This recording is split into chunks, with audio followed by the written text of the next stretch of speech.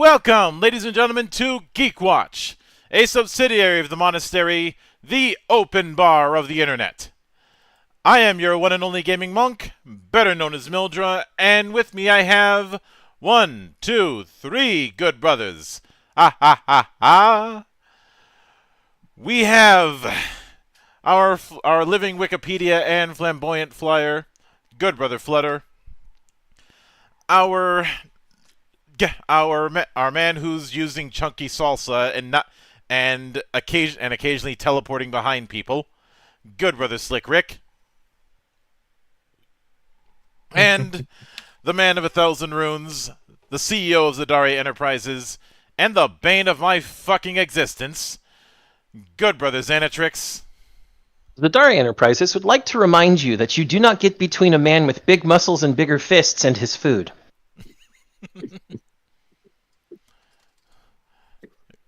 No, you don't get context for that. No one does.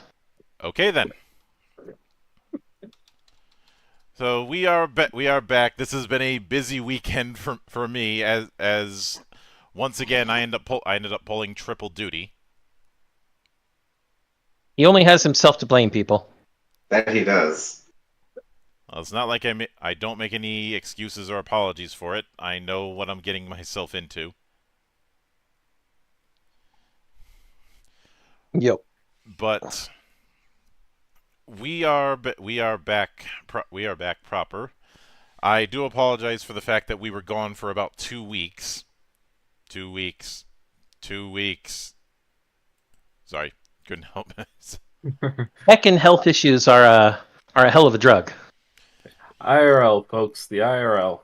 Yeah, Something we can do about it.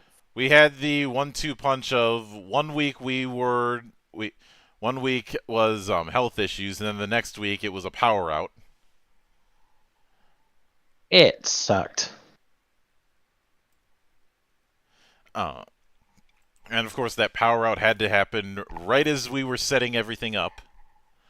A silver lining, though, I was able to use that as an excuse to have some of the other people in the temple watch the Northmen. Everybody should watch all of Robert Eggers' work. I want him to make more movies. They're good movies. And I know people would roll their eyes at the fact that he's doing Nosferatu, but for one, it's Eggers, and technically speaking, the Northman was just another adaptation of Amleth, the story that would become Hamlet. And two, Eggers is a unique director, one who pretty much treats superstition as if it's real, or at least real to the people involved. Because remember, it's bad luck to kill a seabird. That was a good movie too. Mm-hmm. One of these days we will cover The Lighthouse. In fact, I'd say The Lighthouse would be a perfect movie for Halloween. Yes. But this particular topic, and Dragon is saying sounds like an anime thing. Half the thing I do is an anime thing. I think he was referencing the whole "don't get between a man with big muscles and bigger fists" and his food. Possibly. But we've seen plenty of multiverses in Hollywood lately. The big two when it comes to comic book adaptations have been trying to push that really hard, and it hasn't exactly worked. Obviously, multiverses have been a thing in comic books for decades, but there's been a narrative that's cropped up over the last few years. That being, multiverses are something that you shouldn't do. That doing multiverses creates poorer stories because there isn't impact, there isn't tension. I know Eric July is very critical of the concept of multiverses, and for his own stuff has insisted that he will not do that. I believe the exact argument is because there is a universe where whatever bad choices resulted in whatever losses doesn't exist, there's no stakes. Counterpoint, Owlman. Yep. My counterpoint is always, there are still stakes for the people in the multiverse where that did happen. Just because you move to another multiverse doesn't mean you're suddenly the person, you're the version of yourself in that multiverse. It just means you've moved away from home to a foreign land. I never understood that argument. Oh, there's no stakes. There's no way to have permanent consequences. No, there are. The permanent consequences are in the place you left. And one of the ways that you could explore a multiverse is someone running from their problems by jumping again and again. Isn't that basically the plot of Marathon Infinity? Maybe. Alternatively, the way you could observe multiverses is someone trying to correct mistakes again and again. That one's the plot of Quantum Leap. Mm-hmm. Yep. I'd also bring up how Sliders was a big damn deal when we were growing up. John Rhys Davies before he became a dwarf. Mm-hmm. And I'm aware of the Quantum Leap. I'm aware that they tried to do Quantum Leap again a few years ago. But I haven't seen that, so I don't know how well or poorly it did. Probably as well as the attempt to redo Hawaii 5-0. Probably as well as Scott Bakula's actual career. Oh, but a pish. I don't have anything against Scott Bakula. He just has really bad luck. Yeah. But now I've got the Quantum Leap theme song stuck in my head with that excellent saxophone. Mm-hmm. And of course, in the tabletop realm, there's stuff like The Strange that I've talked about on multiple occasions. I would also say that Invisible Sun counts as a multiverse. Yeah, it definitely does, and I do want to do a full review of Invisible Sun. It's just that's gonna be a exercise. Monk, I have to say it this way. If you're going to do a full review of Invisible Sun, that's a Valley of the Judged for you and me. Yeah. I insist. Yeah, because there's too much for me to do it in my usual style and try and summarize all of the material involved. All of the weird bullshit. Well, I will summarize it in this sense. Invisible Sun is very surrealist, and I know surreal is used and flanderized a lot. This is surrealism in the Salvador Dali style artwork kind of surrealism. The stuff like Persistence of Memory, or the stuff that Wayne Barlow has done with his abstract versions of hell. Or, while leaning more on the horror side, I would argue that a lot of Giger's stuff was pretty surrealist too. In terms of his environments, definitely. Absolutely. Because I have seen the environments that he was planning for for Hodorowski's Dune. Mm-hmm. That's surrealist as fuck. Yeah, and granted, Hodorowski as a director was not exactly standard. True, but that's a bit rails. Yeah, but I've always held the belief that doing a multiverse itself is not the problem. Doing it poorly is. And for the longest time, I wanted to do something on the universe that Kinoko Nasu has created, but I needed an angle. And then it was pitched, why not do this in contrast with multiverses? And I was like, all right, that will certainly fit.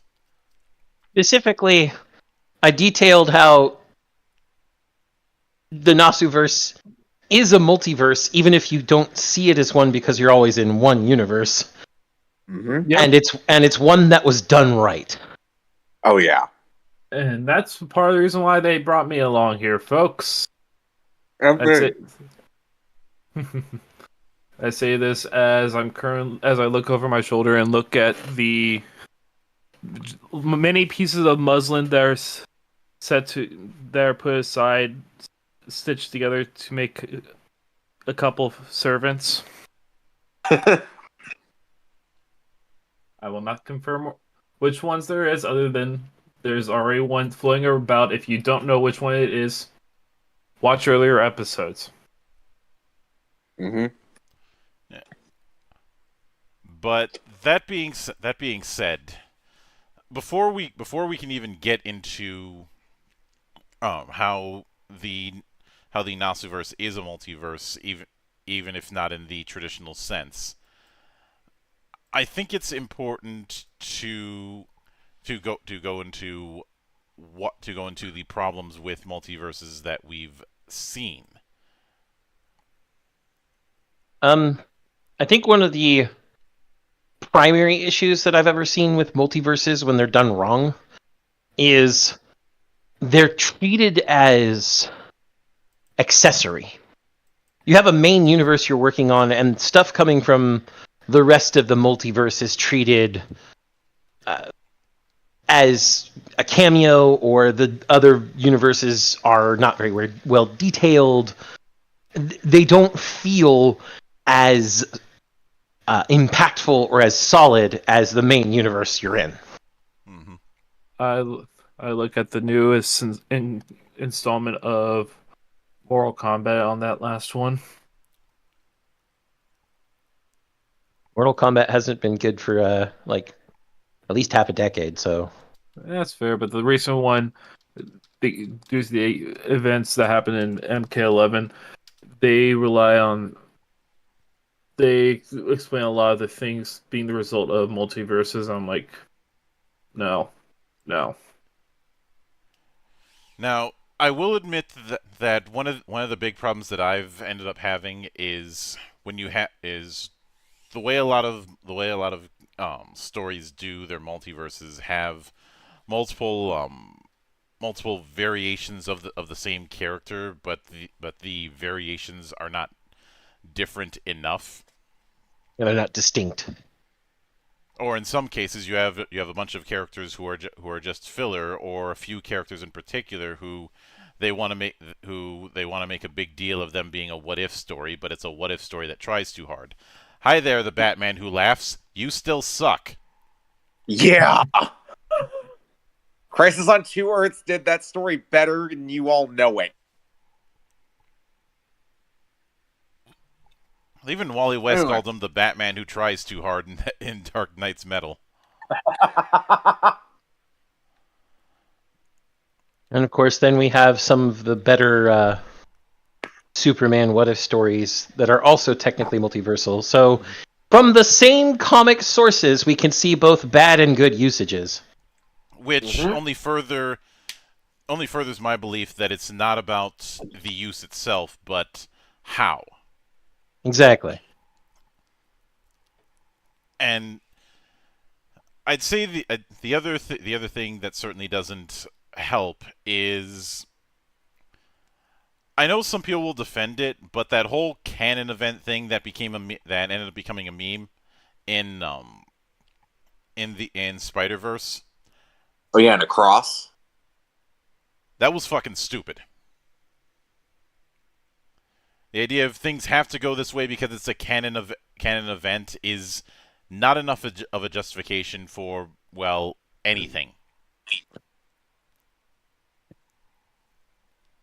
That's called making a self-fulfilling prophecy. Self-fulfilling prophecies are stupid. And of course, that's where you get into things like multiple timelines, which is adjacent to what we're talking about, but not exactly. Yeah. And truth be told, when it comes to that concept, I think I honestly, Doctor Who bungled it worse. yes, to a point. It's gotten to because of all the time travel bullshit. It's gotten to the point where we're trying to create a timeline of events with Doctor Who is pointless. Well, and then there's, of course, during the Doctor's runs, the whole thing about fixed points in time. Again, things have to happen that way because they already happened that way. I'm fine with the we're all familiar with the predestination paradox. And I'm perfectly fine with the idea of a fixed point in time in the sense of, say, Harkness, or even the concept of a singularity point with Ryotaro in Kamen Rider Den-O. Mm-hmm. Yeah. The singularity makes sense, but having so many fixed points in time was That's stupid. when you're basically making a God argument without making a God argument. Yes. You really are. And the reason I say that is that anytime someone makes a claim about a natural process as if it is aware of itself, it's a God argument. Yeah. But the other thing with the multiverse problem has been a problem that's happened similarly when writers don't think about the consequences of introducing the ability to go between universes.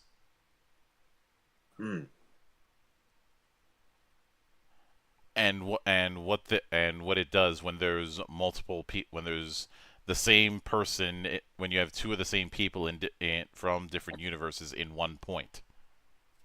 Right. Just as one example. This is where I can say that Spider-Man No Way Home did actually a great job addressing that. Oh, they did. Oh, it did. Don't talk with your mouth full. I was about to say. Sorry. Oh, it did. And I was about to say squawk squawk. Right. Anyway.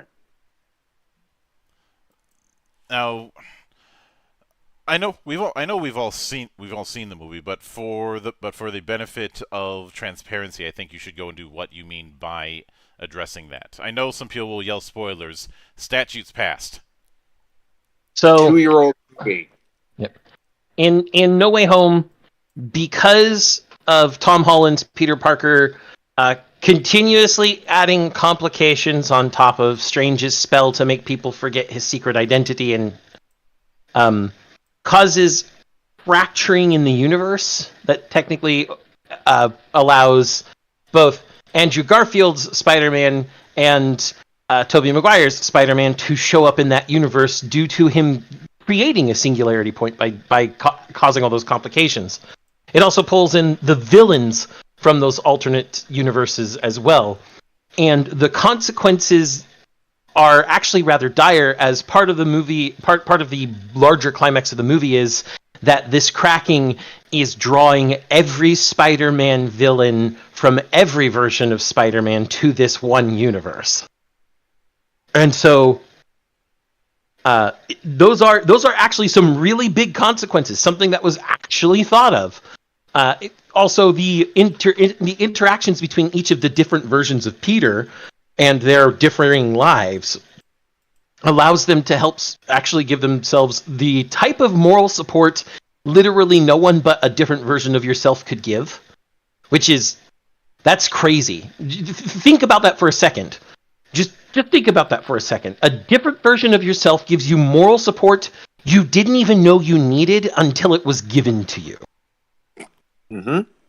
And then finally, the biggest thoughts about the consequences. Tom Holland's Peter Parker is an eternal optimist. He wanted to believe in curing all of these villains that were coming to his side and trying to get them back to a normal life, and B, wanted to believe in the goodness of their heart. Unfortunately, Willem Dafoe's Green Goblin, he's the Green Goblin. I don't think I need to say anything more. Mm-hmm. No, you don't.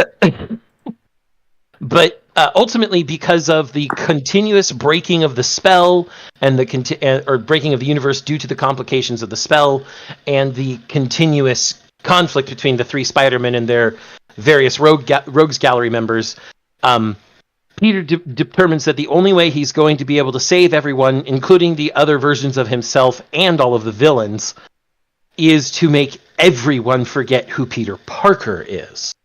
Not who Spider-Man is, who Peter Parker is. This does result in sealing the universes again. The other rogues can't get through. Tobey Maguire and Andrew Garfield go back to their universes along with their own rogues galleries. And then Peter loses everything. No one knows who he is. And that means he lost MJ, he lost Happy, he lost his connection to Stark Enterprises and the Avengers. He lost his place of living. He lost the fact that he was going to try for college, and becomes basically rock bottom, which I think was not only an inventive and very good way to deal with a multiverse, but an inventive and very good way to not involve selling your marriage to the devil to reset Peter Parker, but instead for Peter Parker to reset himself. Mm-hmm. And that's the other thing, is that in a lot of multiverse stories, as I said before, you end up adding a bunch of characters just to add filler, but it's not to tell us. But the story that's being told isn't really a story that you couldn't tell through other means. The reason Crisis on Infinite Earths has such an impact is largely because of the scale of it, and also because it's a story that you couldn't tell anywhere else. Yeah. Mm-hmm.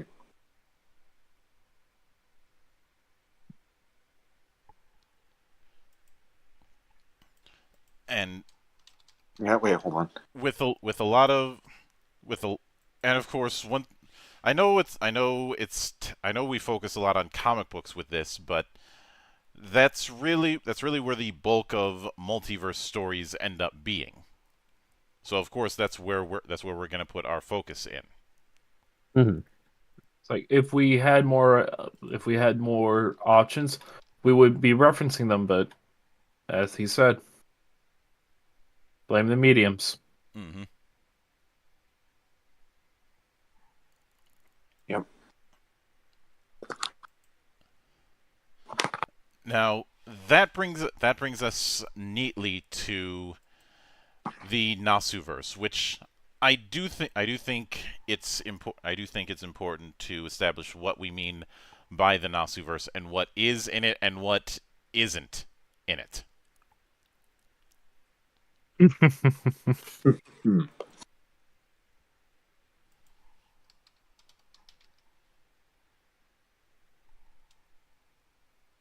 So, Zan, do you want to take that? Sure.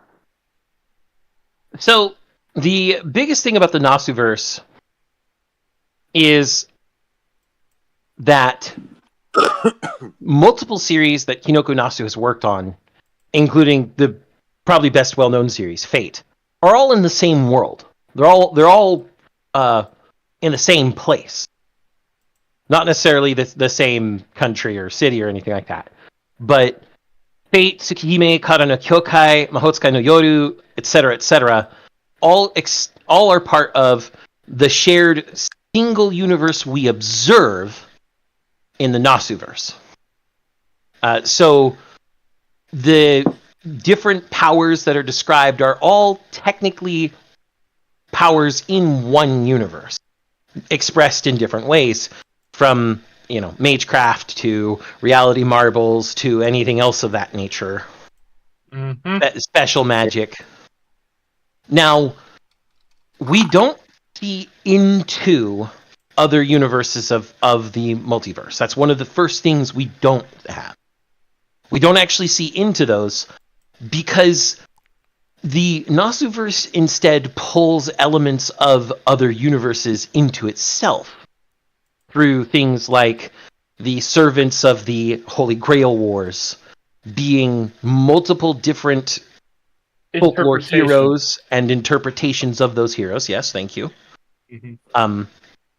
And Well, we can use the titular character herself, Artoria, as a perfect example of that, because we've got multiple different versions of Artoria. There's up to and including the actual Arthur. There's Um, there's like Uh-huh. there's different version of that. I'm literally pulling up Artoria stuff. Artoria has something like 7 different versions, Uh, including Mysterious Hero and X. as a joke, we like to a joke that's commonly said throughout the fandom. A saber for all classes, a saber for all flavors. Yep. And or as another way to say it, a saber for all fetishes. And I kid you not on that one. God damn. Anyway. The big thing to take away from all of it is within that whole just that different sabers or even the different versions of each servant.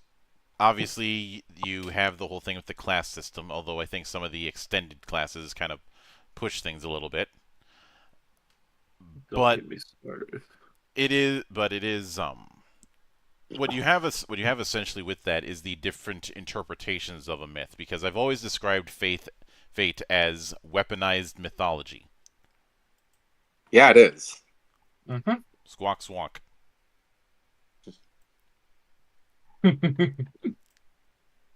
the it is weaponized mythology, but the biggest thing about it is due to some of the cosmological constants of the Nasuverse. First of all, the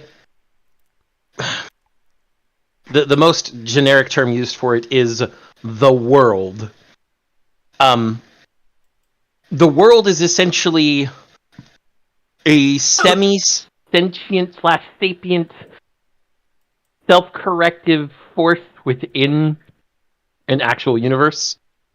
And it makes choices on behalf of that particular iteration of the universe as to whether the universe itself should continue, I guess is the best way to put it. Mm-hmm. Yeah. We cannot get into how the cosmology of the Nasuverse works at all. I'm going to put that right now. We get into any amount of detail there, we're here for 6 hours. Yeah. Yeah. Well, and I'll be on. I'm going to say right now, as much as we would like to talk about this, we all have our own things we want to do outside of this right now. Exactly. But Exactly. Flutter, don't talk with your mouth full. Again. The most basic thing, I guess, to say about worlds is they're partially self-correcting. There is a force inside them called the counterforce, or Yokushiryoku, which is a force that keeps a world from ending. It's synonymous with defending itself from the end of the world. And these wills of the world, these ultimate ones, or whatever you want to call them, well, the ultimate one is, again, technically a separate entity as well, but again, we're not getting into detail here, make decisions based on whether a world needs to end or not. They can technically even stop the counterforce to allow a world to end.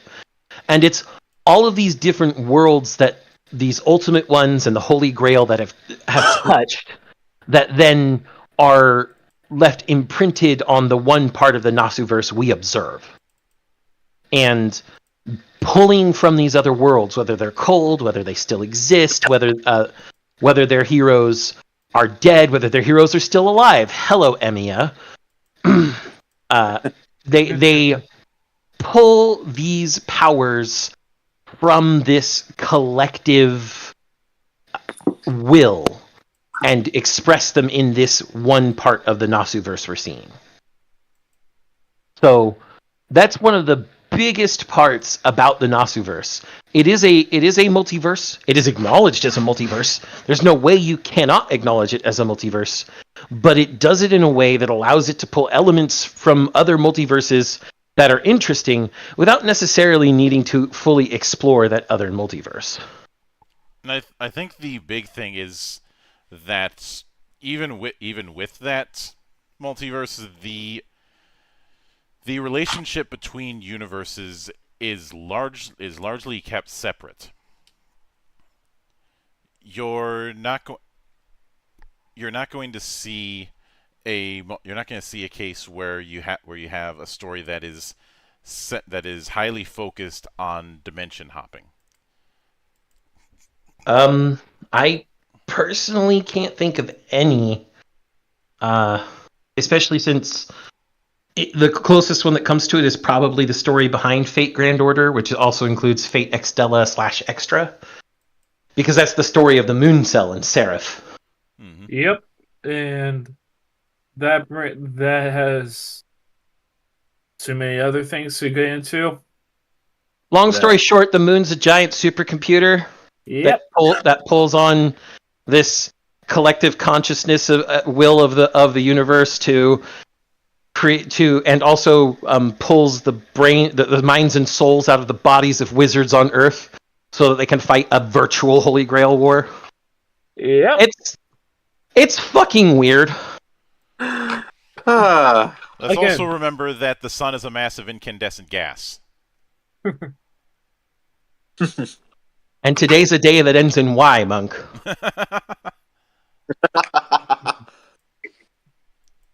Basically, don't do drugs, kids. Who needs drugs when you have fate? Fair. And the collected works of Yuasa. And Nabeshin. Oh, and The original Furikuri. Mm-hmm. Do I need to keep going? I don't think I need to keep going. No, the point is drugs aren't necessary when there's weirder shit. After all, they do say that truth is stranger than fiction. In this case, fiction is stranger than drugs. But with that said, when it comes to the various universes, the only thing that really crosses over, one could argue, are at least when it comes to something like Fate, is the servants. Yes. And that's already accounted for with the fact that the servants exist outside of time. Because of the Holy Grail. Mm-hmm. Yep. Outside of time and outside of space. Yep. They are the Holy Grail takes these heroic spirits, literally what they're called, and makes them into servants after they live their lives, or at least that's supposed to be what it is. Mm-hmm. And then expresses them in their most notorious form, I think is the better word, because it's not necessarily their strongest, it's when they were the best known. Their legend, which is again, weaponized mythology. Yes. Which is the reason why a almost kiddish version of Gilgamesh is rarely going to be summoned. It's going to be Gilgamesh the Hero King. Mm-hmm. Better known as Gilgamesh the Asshole. He's not wrong, folks. He's not wrong. And yet, between the golden asshole or his caster variation, he's still one of the better servants to use. Well, I'd say of course there was also that nice guy version in Hollow Ataraxia, which is somehow not an asshole and it disturbs everybody. I like that version of Gil. He's a nice guy, it's just everybody's creeped out by the fact that he's a nice guy. Because you're all too sensitive! Oh. And of course, Castor, he's a good king. He's just a boastful one. Oh, Yep. yes. Someone who knows he's better than you. Okay, Maxwell. Joke's on you. I was referencing that old EA Sports ad. Yeah, I'll take that. That's a deep cut.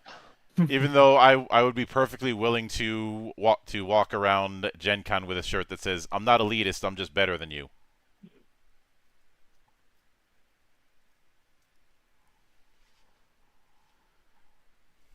Someone send this man that shirt.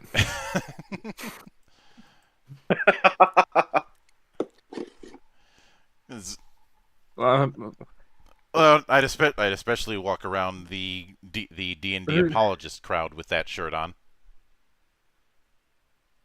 I mean, at that point, you're just taunting them with the truth, Monk.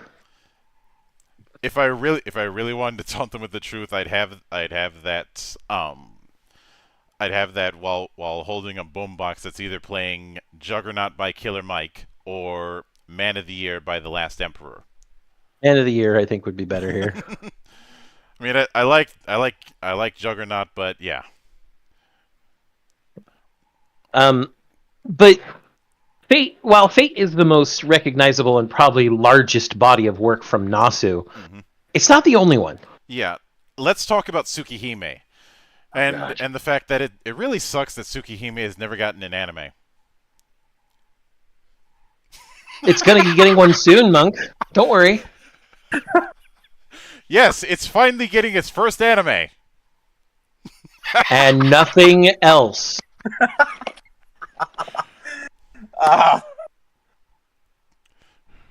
And I hear nothing else. I hear somebody go, "Didn't JC say nothing else?" Exactly. Moving right along, folks, before we have more squawking. But and I will admit, and I think for most of us, Tsukihime was our first introduction to Nasu in general and slash Type Moon. Mostly through for me at least. It was in that particular, I guess, modern Gothic approach to things that I've enjoyed, because you and I grew up in the '90s, so we dealt with plenty of movies and TV shows that were doing this idea of the supernatural still existing in the day-to-day world. Yes. I will also say that Tsukihime is also probably most people, even in today's world, first introduction to Type Moon, and they don't know it because they don't realize that Neko arc is from Tsukihime. Yep. Huh. And truth be told, this is I remember going through some of the fan translations and the like of the original story, and this is one of those cases where the idea of multiple people with the same name starts showing up, specifically with Shiki and Tono and Shiki Tono? Yeah, this is one Which of those, Shiki Tono are you? This is one of those things that is very tricky to work with in English, in my opinion. Well, yes, because they're both going to be written the exact same. But if it's much more apparent in Japanese, because while they both have the same last name of Tono, which consists of two kanji that if I take into any machine translator and separate out, far and field, Tono. But their first names, Shiki, while both pronounced the same, are entirely different kanji. Mm-hmm. For the primary protagonist we see through Tsukihime and also see in Melty Blood. And yes, Melty Blood is a fighting game everyone should play. Yeah, it is good. I'm going to put something out there right now. I will always have a greater love for what has been maligned as referred to as anime fighters or doujin fighters, as opposed to the bigger names out there. And some will say that they're too complicated with all these systems and subsystems, and I'm like, give me all that shit. Yep. Don't worry, folks. Don't worry, developers. The tube is ready for you to inject it into his veins. The particular character that is the two characters used for our main character here, there are some very interesting readings and definitions for it. Mm-hmm. For example, the common reading for the key in Shiki with our main character is takai, or expensive, precious, superior. And the first kanji used in his name is actually somewhat common. I only say somewhat. Mm-hmm.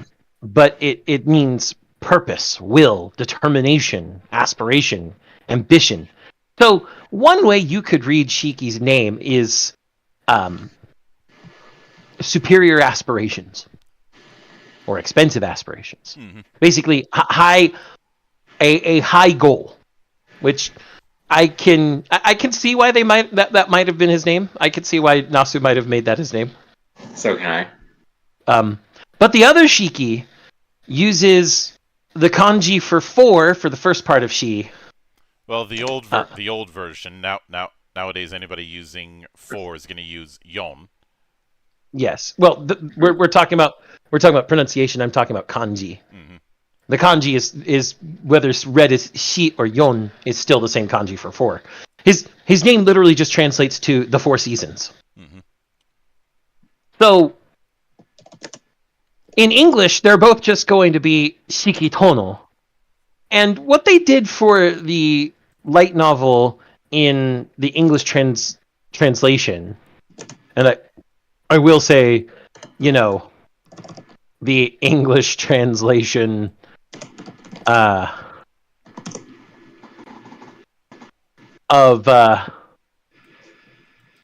Tsukihime's initial English translation was actually interesting and also very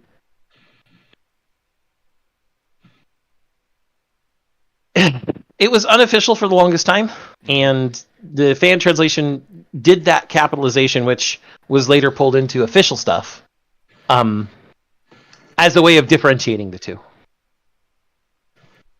which was, I think, ingenious in a way.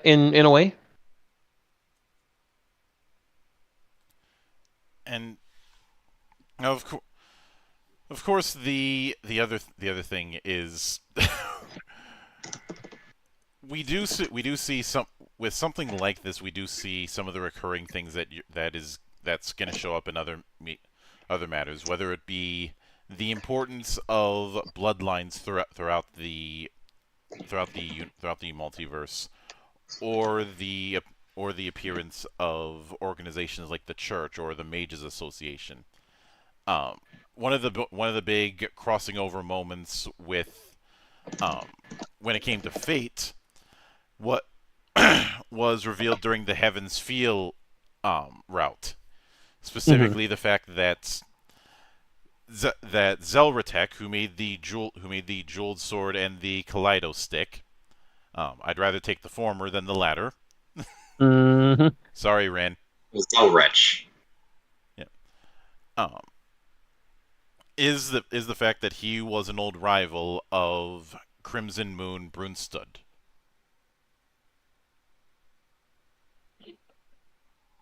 i.e. the father, kind of, it's complicated, of Arcuid. Mm-hmm. And again, I say kind of because I don't really feel like getting into the background with Arcweed and the whole thing with the dead apostles. And the Yeah. fact that she's a true ancestor, and yeah, let's not. Yeah, the point is there's a lot of things in Tsukihime that one could see as prototypes for things that would be later developed in Fate, and then retroactively connected. That's just one of the big ones that's very obvious and very simple to bring up. And of course, Zeldrecht, his whole thing was utilizing magic from multiple universes. Being one of the few true mages in existence, which is Yeah. implied that true magic is essentially the magic of miracles. Well, and magecraft is separate from magic in a lot of ways. They are actually referenced differently, and there are 5 great magics, as they're called. And they're a type of mystery, which mysteries are just, it's the collective name for all of the supernatural powers in the world. Simpy. Yeah. Whether that's magecraft or vampires or servant or anything of that, it's all part under the umbrella term mystery. Yeah, and of course, that same weaponized mythology even applies to the way vampires work. I mean, you have the whole thing with the line between the dead apostles, the true ancestors, and how the fact that the true ancestors are more akin to Fae than the typical vampire. Mm-hmm.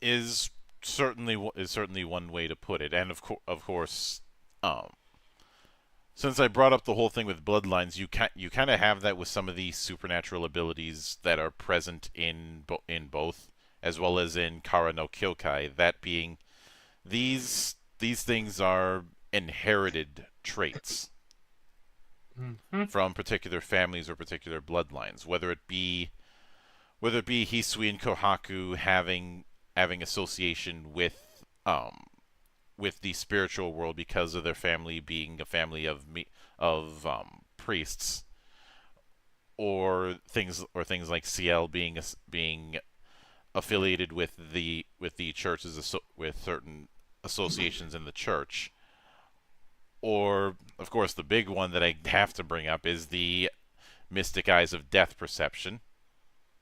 Hello, Shikitono again. Mm-hmm. And how cutting at the right way or hitting someone at the right spot can either dismember them or kill them.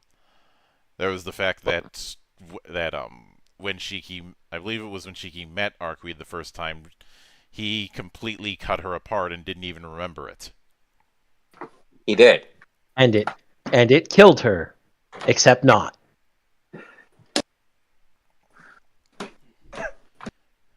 I'd also like to point out that both possessors of the Mystic Eyes of Death perception are named Shiki as their given name. And I believe I feel like that was done because of in this to kind of a callback to that she association that I hinted at. Yeah. Well, what's really funny is Shiki.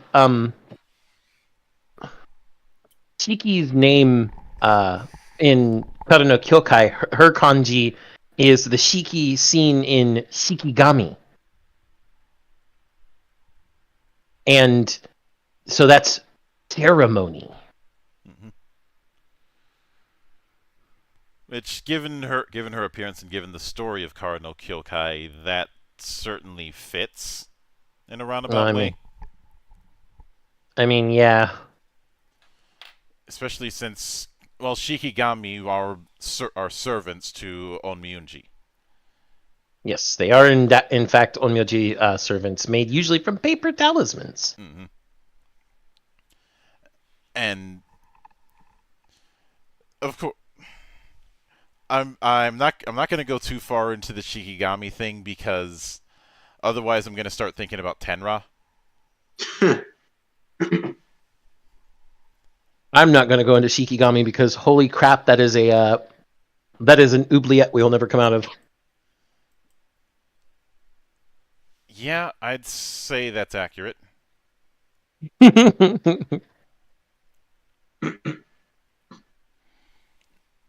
And some of these characters may sound interesting to you out there. I definitely recommend going to the Type Moon Wiki and doing a wiki walk for the next 2 weeks. You will not understand anything unless you do so. Mm-hmm. And I know one might argue that makes the whole multiverse impenetrable. I would say if you can handle the multiverse bullshit in comics, you can handle the multiverse bullshit in Type Moon, and I'd actually say doing so with Type Moon is actually going to be easier because you don't have an excessive amount of contradiction. Yep, that's something we can say compared to most other forms of multiverses. These ones don't seem to contradict themselves Because you're not seeing a whole lot of crossing over. Like every few years, you have Doctor Who doing some big crossover with multiple incarnations of the Doctor. in universe. It's bullshit. It's stupid. Out of universe, we know why. I mean, we know why, but if you if you have multiple versions of, say, Arquid, nobody's gonna bat an eye because there is a reason that can be pointed to as far as why that happens, and the fact that, well, Carnival Phantasm is still in universe even though that's one giant piss take. Again, let's the if I'm going to be technical about that, Monk, it just because it's a parody, but still in universe, doesn't mean that it can't be explained away by one of the great mysteries. Who knows? Maybe Nero Chaos did it. God damn it, Nero. I mean, he does have 666 beasts in his body, and I'd rather call him Nero than his true name. Well, okay, so Monk, about that, I don't know why they spelled it that way. His name is just Nero, according to the Japanese. I don't know why they spelled it that way in the English version. Yeah, maybe they thought they were being funny. Yeah, but even Melty Blood spells it that way, like the original Melty Blood did. I think at that point they just thought, oh well, better make do with what the fans have done. Mm-hmm. And of course, the bigger thing and the strength of this particular universe has been leaning into mystery and just exploring the mystery of this larger world that people are thrust into. Yep. Mm-hmm. Whether it be Shiki just attempting a normal life, or Shiro being dragged out of his normal life. That was always going to happen, though. Mm-hmm. Like, while it's hinted at in original Fate Stay and expanded upon by Urobuchi in Fate Zero, as as soon as Shiro was saved by Kiritsugu, he was always going to be involved in the next Grail War. Yep.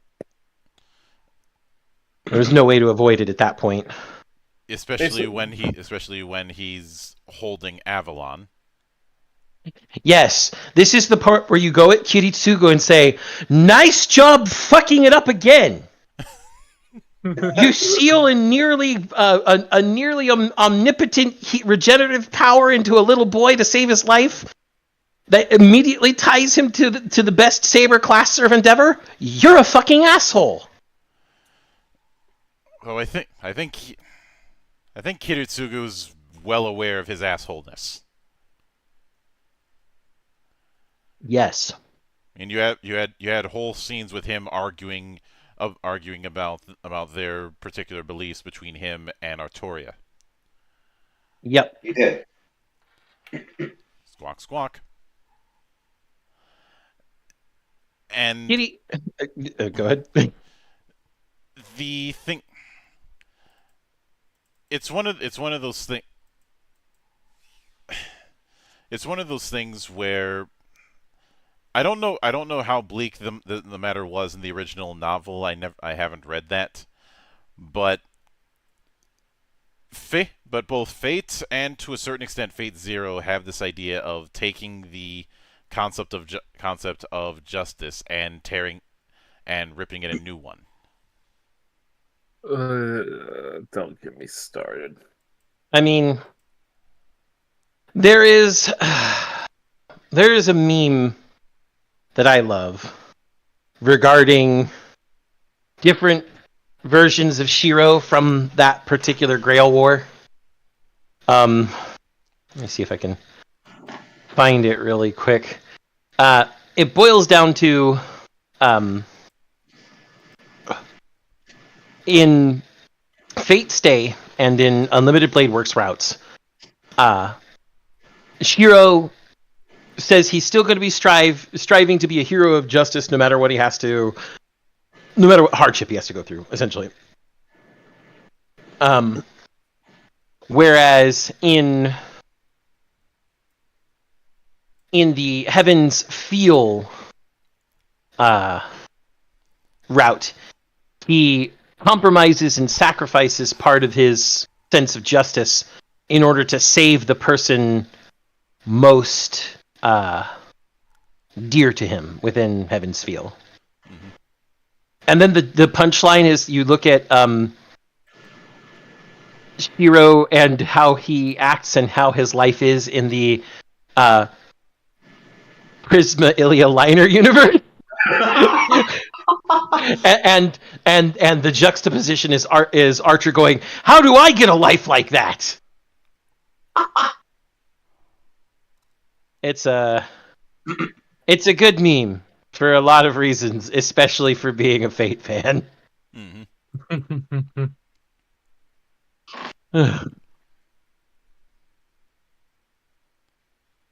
Of course,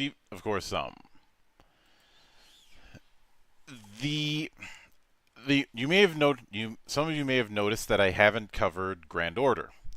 Well, that's because for me to cover Grand Order in this whole thing and where it fits into our multiverse question, that would require me being hung upside down and being forced to untie a Gordian knot. As I already said, Moon Cell, summoning servants into virtual world, and having the bodies of wizards on Earth send their mind and soul into the Moon Cell to do this virtual Holy Grail War. That's about as detailed as I'm willing to get. Take it from me, folks. Just explaining the first part campaign. There's memes, but then again, all installments give us memes. There's tears. There's laughs. and at the same time, I wonder who the hell every time I play it, I wonder who the hell spikes my beverages with whatever comes out of the Gulf of Mexico. Hmm. Then again, what it's probably from Blackbeard, and honestly, given what they've done with Blackbeard in this universe, I'm fine with that. Yeah, Oh, and I did find the meme and posted it and memed them if you guys want to see it. Yeah, I saw it.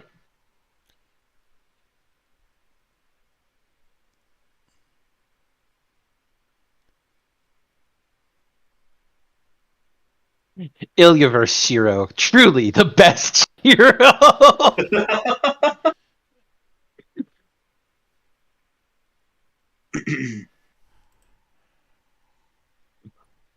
yeah, pretty much. And of course, the big thing here is focusing on multiverses, and we already mentioned the fact that characters don't do that kind of crossover. But there's also the fact that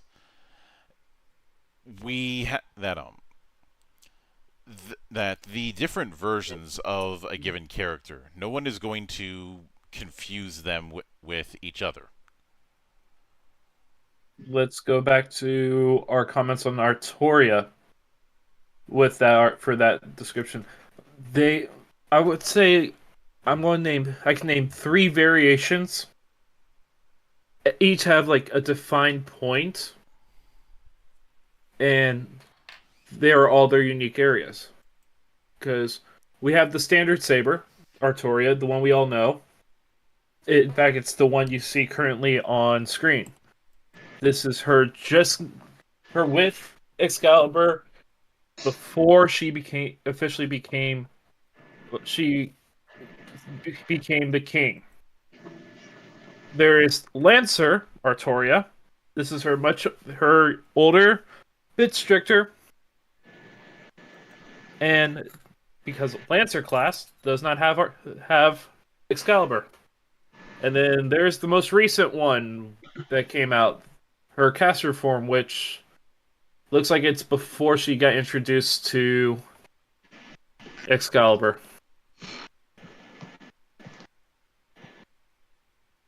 Well, let's.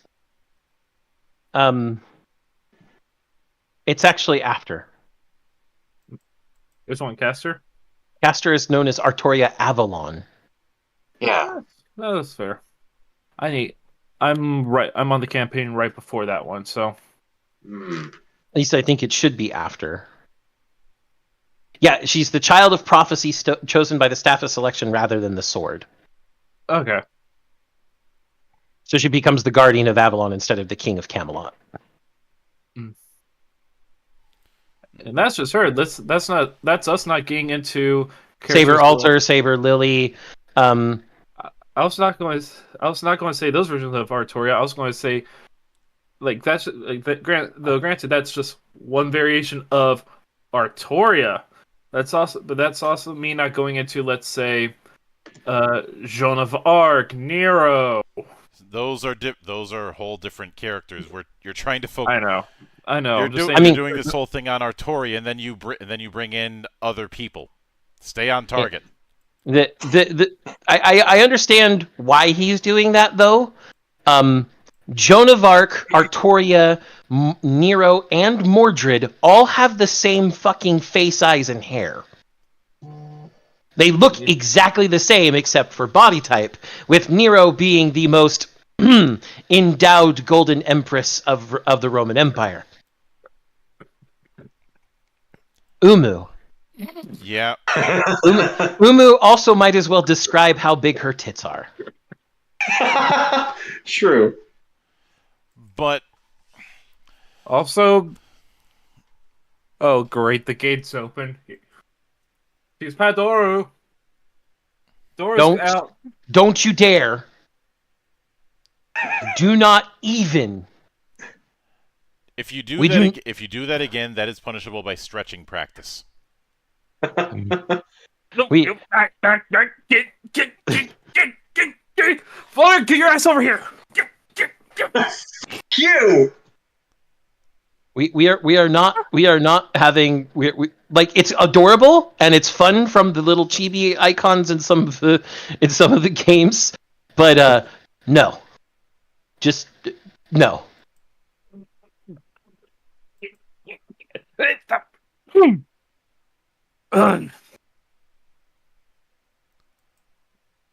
I'd also like to note that there are plenty of other characters surrounding Arthurian myth that look a lot like Artoria. Hi, Morgan Le Fay as a servant.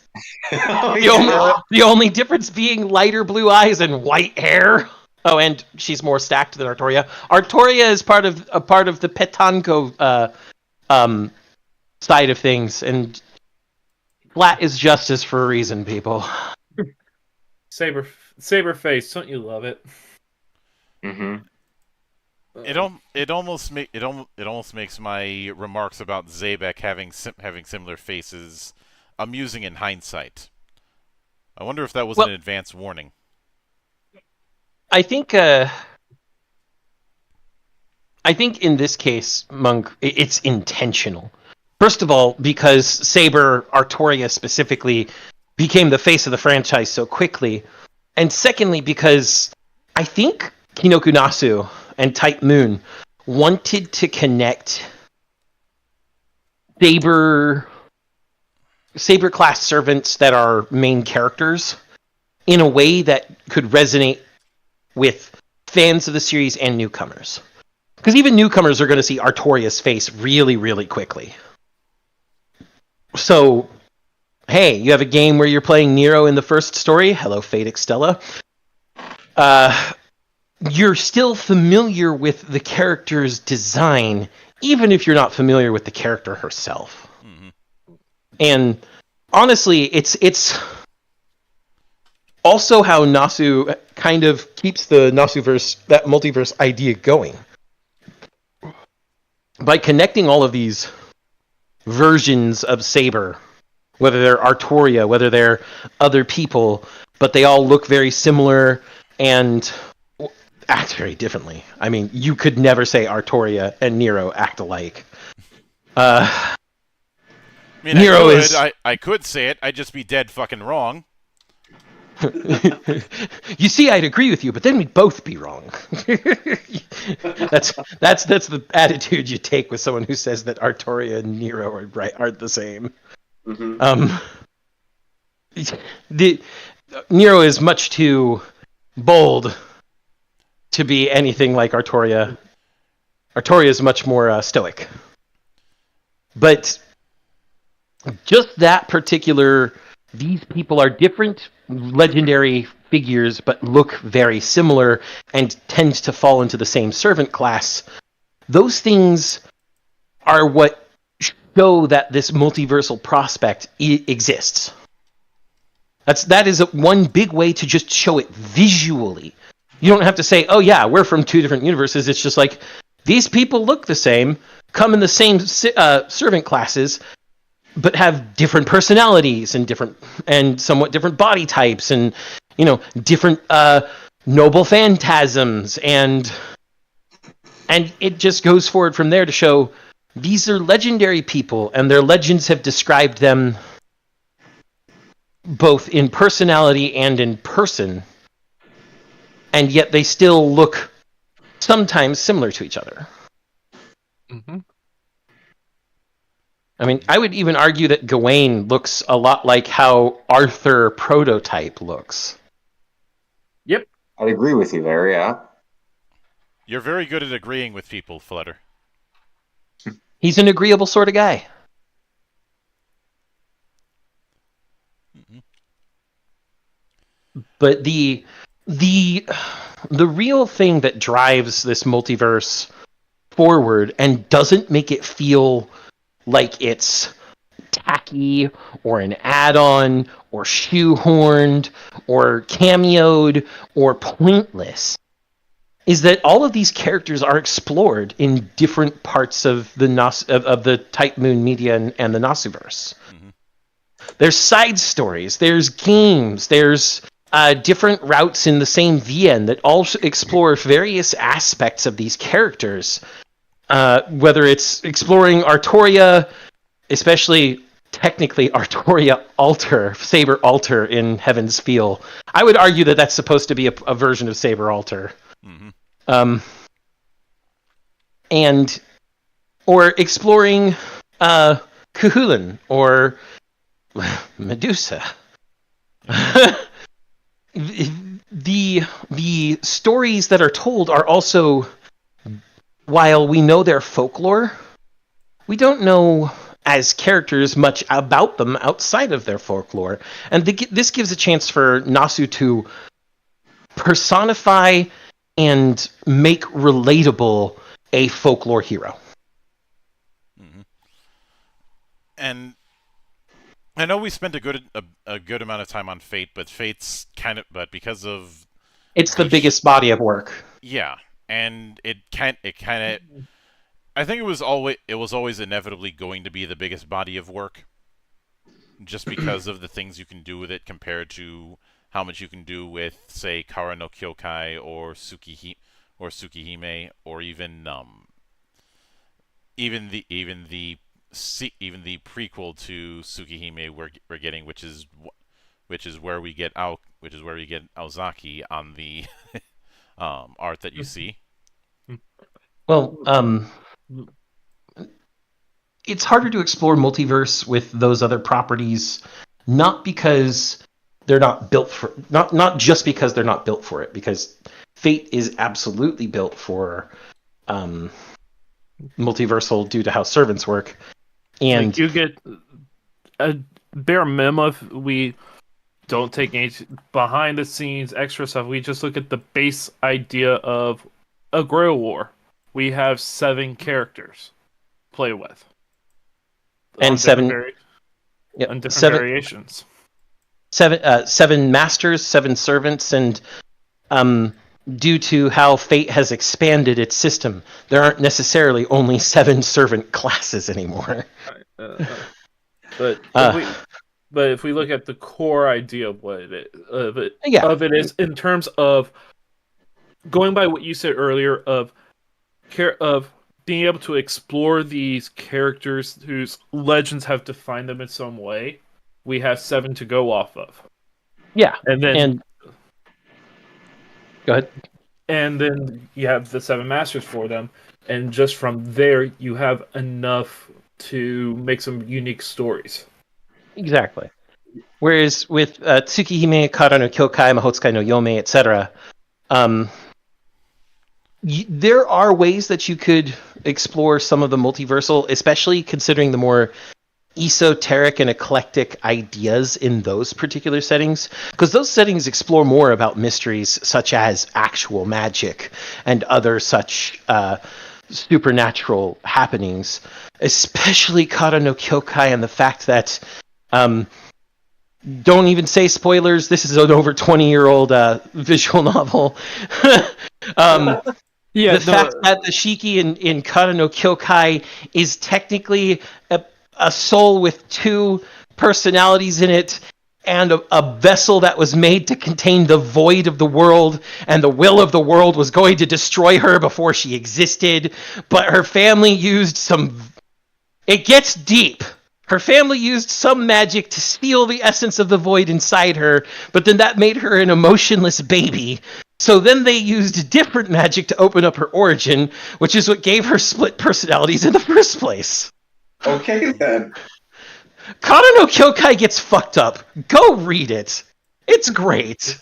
There's a reason why it took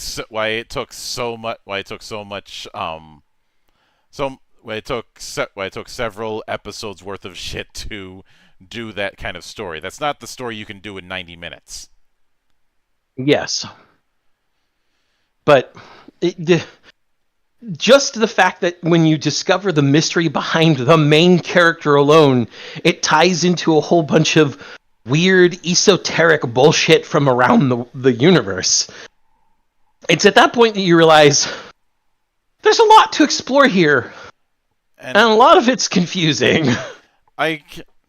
There's a reason I I know it'd be tempting to bring up the similar rabbit holes with say the works like Blaze Blue or Guilty Gear and the stuff that Ishiwatari does.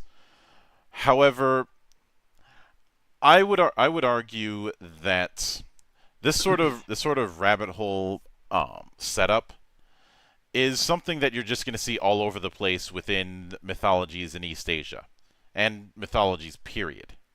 Yes. Mythos has always been rather convoluted. Mm-hmm. I'm not. No. Never mind. I'm gonna just step away from that ledge right now. I don't want to get into the Yao Yoruzu no Kami. Yeah, and we've gone in through our own rabbit holes when it came to Wuxia and Tianxia, and it's a similar energy. Do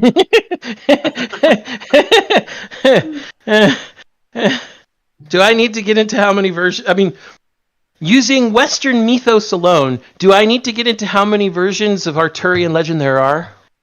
No. Because you have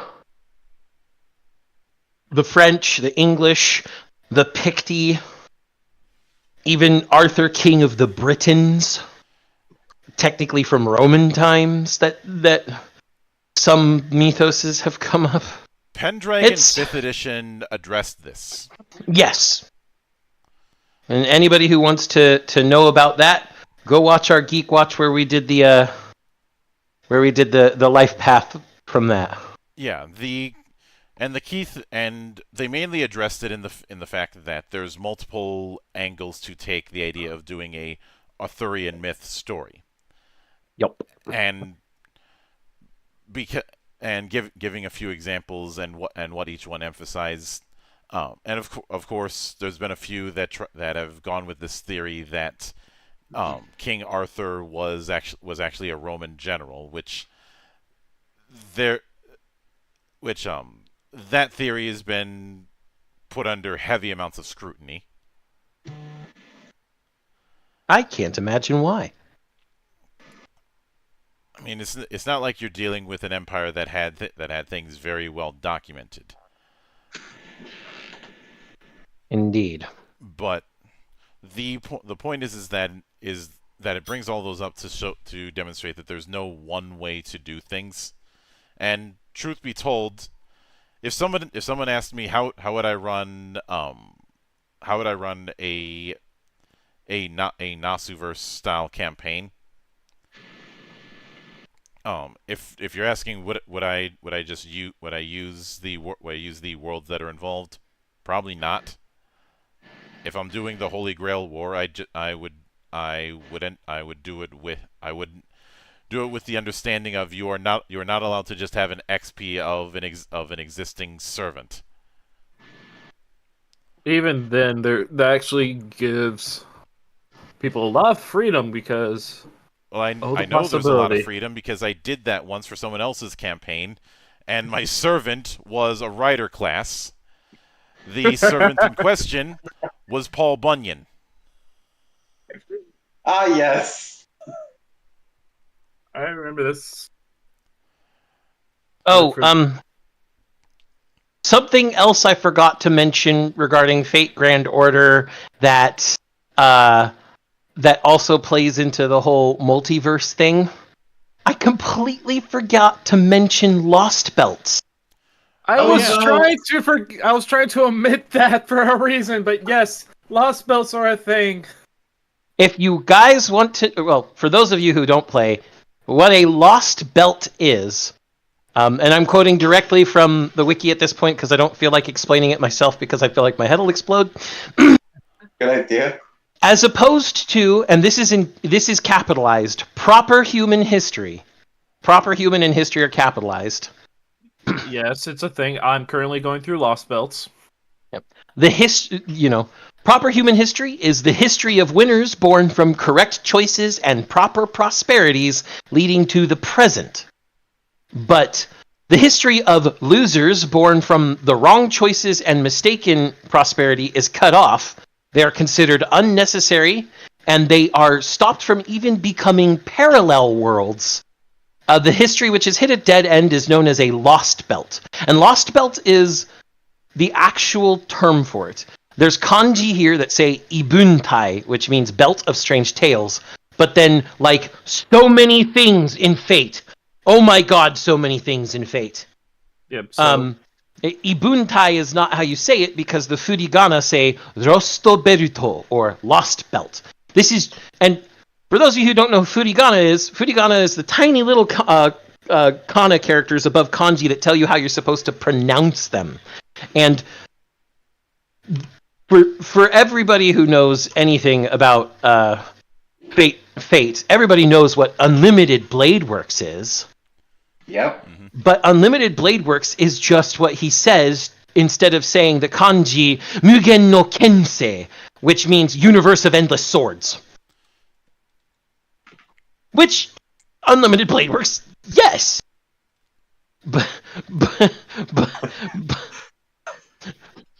But my point is that there is so much of this bullshit in Fate. yeah, like I'm just going to name the first two that we get for Lost Belts. Russia, Mm-hmm. and then we have Scandinavia. And oh, geez, some of the bullshit in there. Oh, yeah, what they do with and- Ivan the Terrible? Oh, terrible! I sent that to a friend. They have nightmares now. Good. another thing that supports the multiverse approach is singularities, which are holes in the timeline that don't exist in Chaldean history. I mean, excuse me, say what?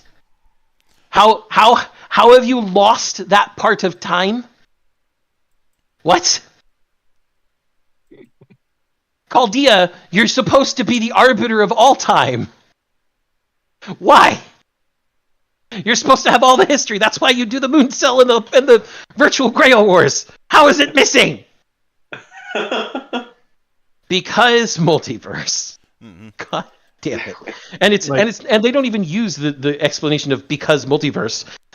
That's another thing that we should mention about multiverse negatives. People use them as a stopgap to get out of corners they've written themselves into. Fate Grand Order and Nasu does not do this. They just say singularities. We have missing pieces of history. Lost belts. These aren't even parallel worlds. These are worlds where the world said, fuck you, you don't get to exist anymore. And I posted in council, Ivan.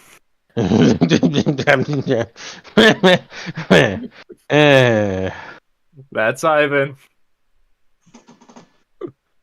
Yep, that is a Lost Belt King. The first Lost Belt King. And it looks badass. He does. Mm-hmm. But ultimately, Nasu's universe, Nasu's multiverse, Mm-hmm. while most expanded upon in Fate because of how Fate works, especially with what Grand Order did to Fate. Because Grand Order is where everything it's like the pipes burst, essentially. He's not wrong. as a Extra player. was the canary. Yes.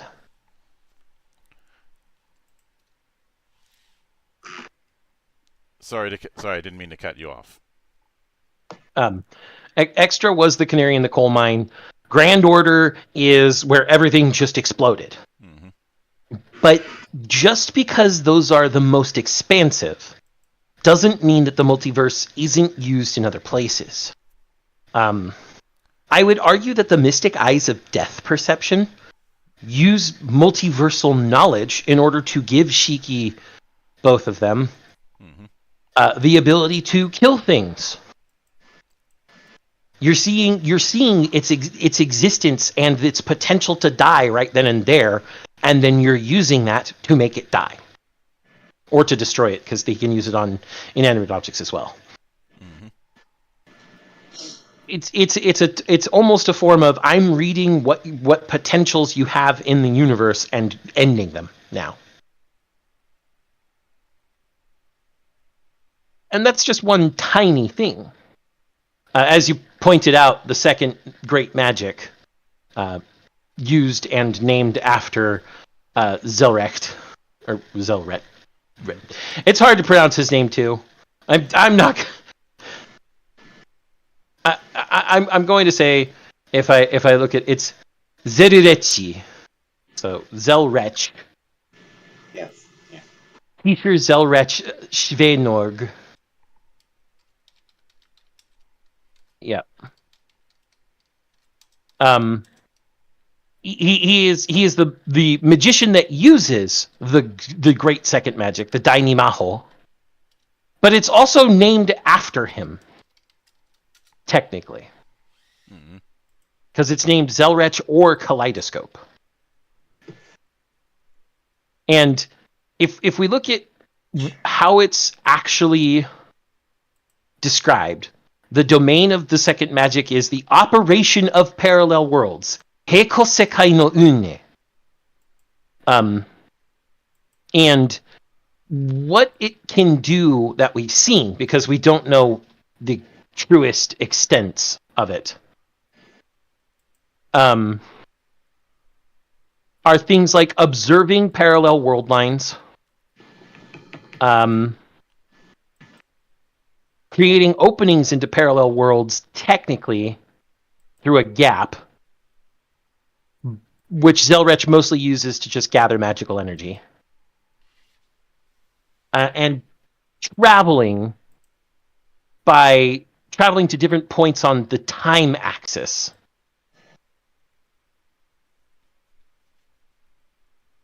And even then, he doesn't put himself there. He puts his soul in a jewel golem in that place. And hell, the jeweled sword that we do see isn't the real one, it's a replica. Yes. Because Shiro's whole thing is, this is not the greatest sword in the world, this is just a tribute. Yep, it's the Infinity -1 sword all over again. But it's theorized that some of the things that this second magic can do is time travel and resurrection, though not complete resurrection, because that is, quote, an incredible miracle beyond even magic, end quote.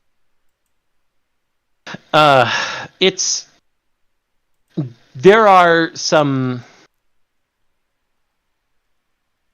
The idea of being able to manipulate parallel universes through this type of magic and get A, infinite magical energy, and B, the ability to just go, oh, I'm going to go into some jewels over on that side, now I'm a jewel golem version of myself over there.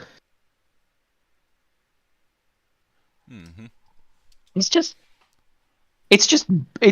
Magic is busted. And Zelrech is one who proves without a doubt that there are parallel worlds, that this is a multiverse. But Zelrech still... It's not like we go with him hopping around all the time. We see bits and pieces of Zelrech's stuff. Mm-hmm. And that's when he interacts with the specific universe we're observing. If this was a Hollywood writer, they'd be doing a prequel about Zelrech's story that'd be shit. But because we don't need Zelrech's story. Mm-hmm. His story is already done. Yep, he's just following the stories of others, I think, at this point. Mm-hmm. Or whatever just happens to interest him. Or possibly laughing when someone picks up the Kaleido Stick and has to go through the things that the Kaleido Stick does to people. Or finally remembers that the entire reason he's using the second magic is to reach the root. Or, as some people might know it, the Akashic Records. Mm-hmm. Or, if you want to call it, heaven, the source, because Kongen can mean source as well. And there's just... The root is also outside of the world. It is the place the Holy Grail stores heroic spirits. Mm-hmm. Technically, it's also the place where everybody goes when they die. and the place they come from when they're born. The root is outside of the universe. So we're about to get into something that I love to play with in all types of fiction I like to mess around in. We're about to talk a little bit about causality. The laws of cause and effect. The root, if you want to get really technical, is a semi-acausal space. It's outside of time, it's outside of space as known to us. Because, for one, heroic spirits can turn up anywhere they're summoned, and always in the state they were recorded in. This means that they can be summoned in the future, in the past, in the present, etc. And they don't follow linear time. Mm-hmm. As I said before, they are outside of time. Exactly. And this is because they come from the root. They come from the Akashic records, and they're summoned in as part of the Holy Grail War. Mm-hmm. All souls of all living beings born come from the root and return to the root when they die. And again, because this is outside time, outside space, cause and effect do not actually do anything to it. Because it's semi-acausal, anything you do to try and, say, destroy the root wouldn't work. Because the root contains all things. You can't destroy the Akashic records with something it already contains, essentially. It's also, being semi-acausal, it can reverse cause and effect, or erase the cause, or make there be no effect. Now, it's not truly acausal because it does exist as something you can reach instead of something truly ephemeral. But it's acausal enough that you could call it an omnipotent god, even though it's not sentient or sapient. But in this case, the most powerful thing in all of the Nasuverse, the thing that connects the multiverse to everything, or to itself at least, is this root. Or, as I like to call it, the origin. And the reason I like to call it this, and this is something I've used in stories for 20 years now, every unit circle, every graph, every infinity that you can plot out has an origin point at 0. Everything has an origin point, mathematically speaking. So every infinity has a point that it began from. And that is what this source, this root is. It is the origin from which the Nasuverse came from. So I guess you could say the root is Nasu's brain. That's a good way of putting it. It's also a good way of saying that Nasu is completely fucking bonkers, but that's a different story. True.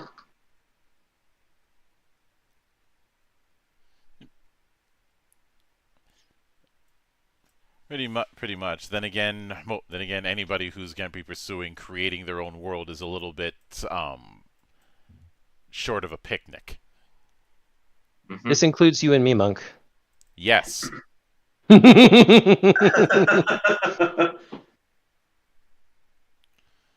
know, it's not like I decided to go. Hey, let's try and make a TTRPG out of based on a franchise that's been around for almost 50 years. And it's not like I didn't immediately agree or anything. Mm-hmm. But with that in mind, I think that's as good of a coda as we are going to get with this particular episode of GeekWatch. The moral of the story is that if you want to do the multiverse properly, it's Make all it matter. Yeah, huh? Make it matter. Mm-hmm. And not matter for a given event and then forget about it. No, it has to matter constantly. as much as the rules of magic in a fantasy setting matter. Because at the end of the day, whenever you're putting in the fantastic, you do have to justify it. I know some people say, well, what about the subtle magic that's in mythology or in Tolkien's work? And I'm like, he still had to write a world before he even started writing The Hobbit. And he had to write he had to write a language, a conlang, before he even wrote the world. Mm-hmm. So I'm not willing to go with that, or the best way for me to put it is, it's magic and you do have to explain it. He's preempting me. He's learning, people. It's magic. It's magic. I ain't got to explain shit. Well, the character doesn't, but the writer certainly does. Absolutely. And yes, I'm also using this to take potshots at the "some things should remain mysterious" crowd, like I see with some of the grogs or the writers of Avatar Legends. Fuck you. Well, and once again, this goes into the whole how that's used, because some things don't need an answer and should remain as mysterious. Mm-hmm. Yep. On other ends, you absolutely should explain some shit. It's I think the biggest lesson is nothing is. This is not a case of black and white. This is not a case of on or off. This is not a case of everything or nothing. Nuance abounds. There are shades of gray. Play with them. Mm-hmm. It's like, if it's integral to the story, explain, ground it, repeatedly reference it. If it's something minute that's like that doesn't involve something to the extent where, oh, it's Deus Ex bullshit, you don't always have to explain that. There was someone who commented about how they'd rather have something simple than have 40 pages of lore for their campaign, and I'm sitting here going, that's fine. If that's just between your table, then yeah, fine, whatever, do that. But within a book that is not just your table. No, I'm not accepting that as an excuse, because that's what it is, an excuse. Like, I know people want to romanticize or even fetishize simplicity, but that is a coin with two sides. I was more so saying, like, okay, someone gets miraculously healed and it's never explained. Bullshit, explain that shit. But if it's like, okay, they get an item that, okay, it was mentioned earlier that they were getting, but it was never really it was not brought back upon as much, but it still comes back in to be somewhat important.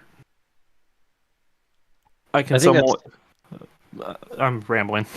I was going to say, I think that's focusing too much on Yeah, I know. small detail. Yeah, it's more that. But We're talking large scale rules. Yeah.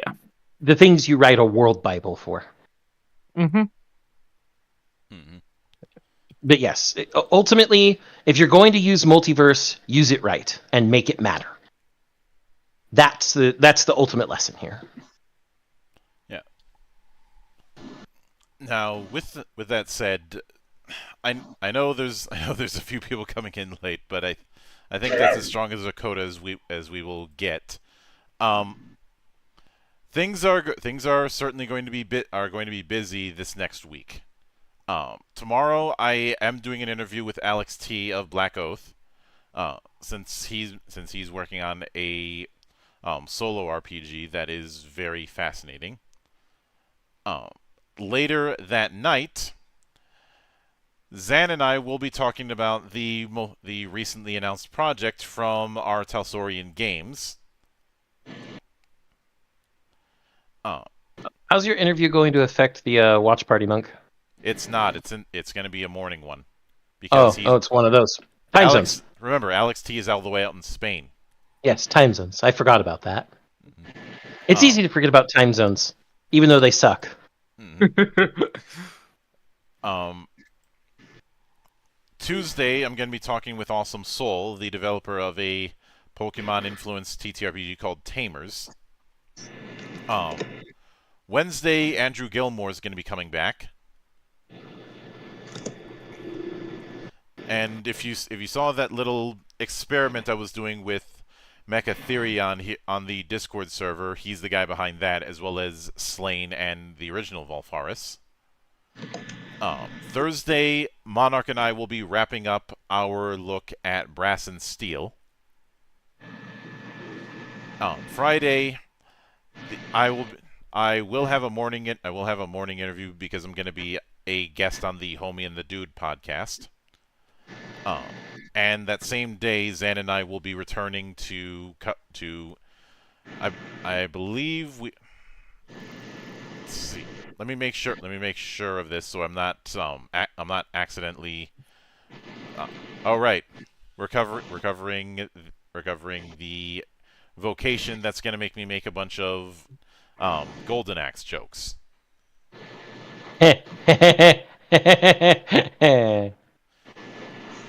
But and of course, this Saturday will be the triumphant return of the Cloister of the Dice. So I look forward to seeing what sort of bullshit emerges when that happens. Everybody's bumped up to tier 2, and there's going to be some interesting combinations if what I'm seeing is any indication. Hopefully so. But that is a story for another day. So until then, on behalf of the good brothers present and not present, my name is Mildra, I am your gaming monk, and join the watch.